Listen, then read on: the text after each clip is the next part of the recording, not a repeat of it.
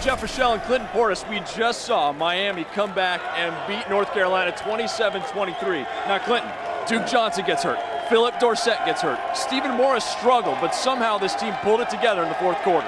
I think you just seen total team effort. You seen so many guys step up, and that's what was needed. When you talk about teams that go and win national championships, you got to look at guys who can come in and replace you. You know, Duke Johnson go down early.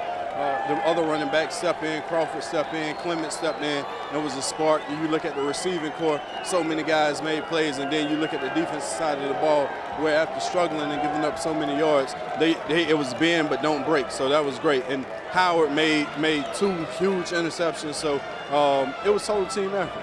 You brought up Dallas Crawford.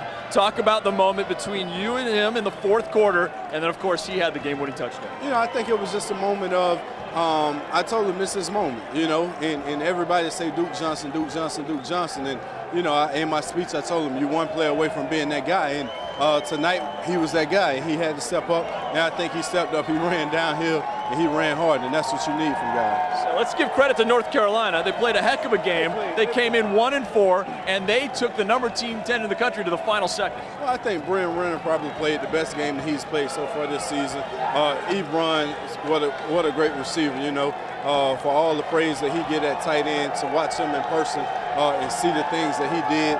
You know, it makes you wonder how this team is 1-5. So North Carolina has so much talent defensively.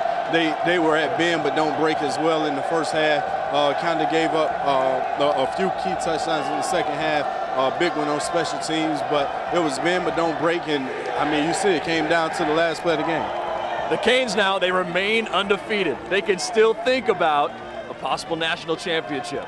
Well, I mean, that's what you want to think, but it's one game at a time. And this week they got Wake Forest coming up, so it's one game at a time. Think Wake Forest, get over that hump. We came in Thursday night games, always tough games to play for any teams. Anything could happen. So you escape North Carolina with a win, get back, get in the drawing room, and be ready for Wake Forest. An incredible night in Chapel Hill. Along with Clinton Portis, I'm Jeff Fischel. You're watching the ACC Digital Network.